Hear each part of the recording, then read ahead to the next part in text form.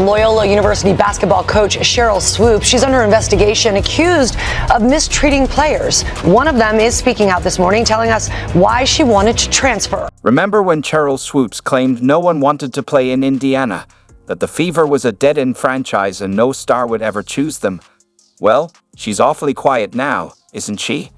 In one of the biggest plot twists the WNBA has seen in years, Indiana just pulled off a game-changing free agency.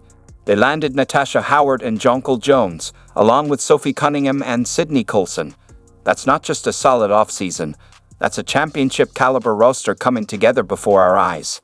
And to think, it all started with one rookie they called overhyped. This WNBA offseason killed a lot of dumbass narratives, right? It really did. And I hope they're gone for good. Remember when Sheryl Swoopes sat on national TV and told the world that nobody wanted to play in Indiana? Let's rewind that tape. She didn't just question the Fever's ability to attract talent. She flat out laughed at the idea. With complete confidence, she looked into the camera and made her bold declaration. But here's the best part. She was so sure of herself that she even suggested recording the moment, as if she were delivering an undeniable truth that history would prove right. Well, history had other plans. Defensively, besides Aaliyah Boston, besides Lexi Hull, because I think Kelsey Mitchell's an okay defender. Lexi Hull, is a dog on the defensive end. Yeah. But besides those two, I worry about the defense. This wasn't just an offhand remark. Swoopes doubled down, outright declaring Indiana a basketball wasteland. The conviction in her voice was unmistakable as she dismissed the Fever as a destination for top talent. She didn't just believe elite players wouldn't sign there.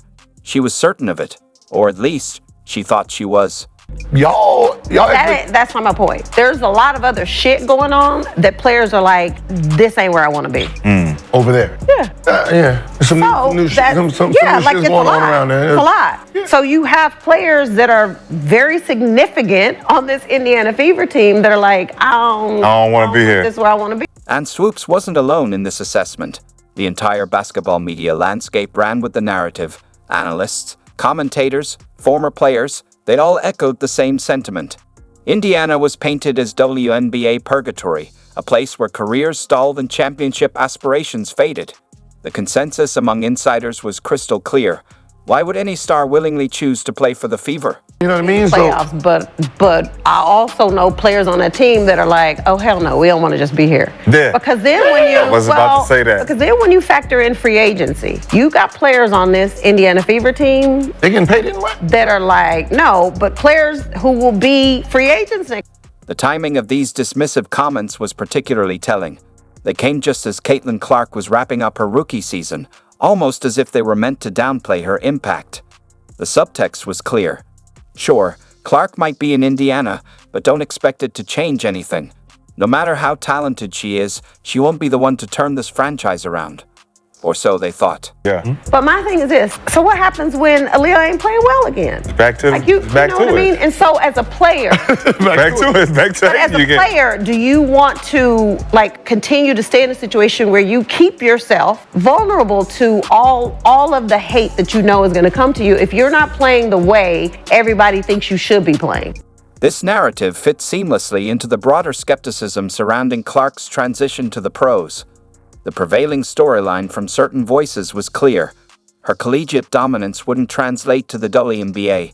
She'd struggle to adapt, her game wasn't built for the next level, and she wouldn't have the ability to elevate those around her. Indiana's so-called lack of appeal was just another tool used to dampen expectations and discredit her potential impact. But if you're a player, and I'm just using Aaliyah as an example because Aaliyah is not a free agent. But if you're a player like an Aaliyah Boston, you know the worth you bring to any other franchise. Now, and you know how that works. Not every player who's a free agent should leave because the grass probably ain't gonna be greener for you. Facts. But a player like a Kelsey Mitchell could be very valuable to any team. Anywhere, yeah. Facts. Right? Facts. Aaliyah Boston could be very valuable to any team when she becomes a free agent. But here's where things get really interesting. Just how wrong was Sheryl Swoopes? Spectacularly, embarrassingly, historically wrong. In just one off-season, the Indiana Fever pulled off what might be the greatest free agency coup in WNBA history. Elite talent isn't just considering Indiana, they're actively choosing it. The franchise, once dismissed as a basketball wasteland, has suddenly become the league's hottest destination. To a certain degree. I'm not going to ignore, the racial aspect got thrown into the media. Players addressed what fans were saying. So it was given life to a certain extent. But I think we've seen it stamped out this offseason.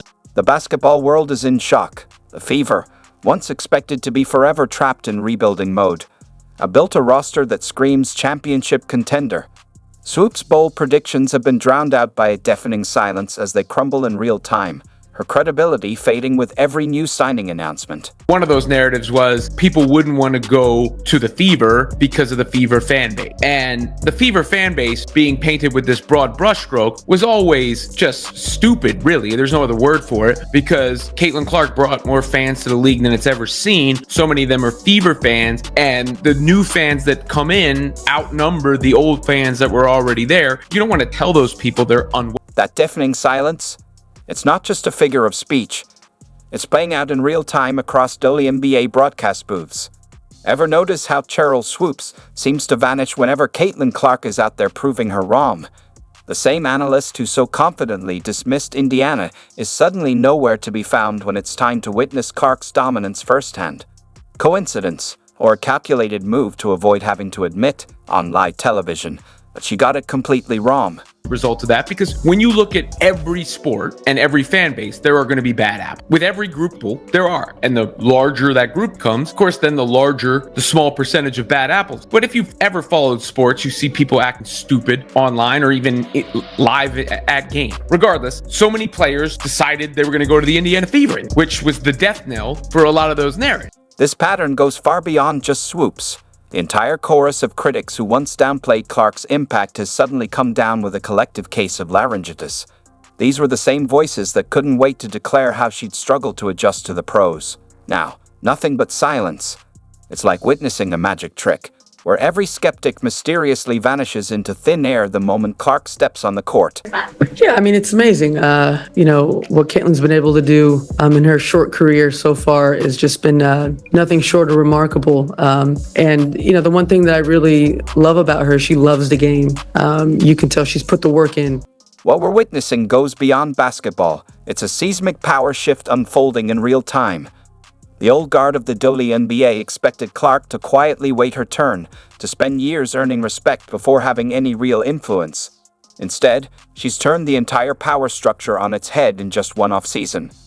They weren't traded. Cunningham was traded there, but Natasha Howard signed with the Indiana Fever. And I think more importantly, DeWanna Bonner signing with the Indiana Fever was representative of that. This pattern goes far beyond just Swoopes. The entire chorus of critics who once downplayed Clark's impact has suddenly come down with a collective case of laryngitis. These were the same voices that couldn't wait to declare how she'd struggled to adjust to the pros. Now, nothing but silence. It's like witnessing a magic trick, where every skeptic mysteriously vanishes into thin air the moment Clark steps on the court. And like I've said, there's so many pros to playing for the Indiana Fever. The pros being that you get more attention, you get more endorsements, you get a chance to win, you get fans on the road or away, or at home. All these things come to you when you're playing for the Fever. Even, throughout, her short WNBA career, it's been a lot of pressure, a lot of things thrown at her, and she keeps showing up and keeps getting better every single game. So her future is super bright, and being a veteran and being in this league for a long, long time, it's pretty cool to see that, and going into the future. I think more importantly, I think she's done a lot for the Indiana Fever. That's a team that for the last couple years is trying to get back to their glory days of Tamika Catchings and putting up banners. So obviously what she's done, I think nationally for the game has been pretty incredible. And, whenever you have that momentum coming out of college and, the eyes on you for 4 years straight. So I think what she's doing for that team right now is pretty impressive. And, that's when I think of her, I think of what she does for her team.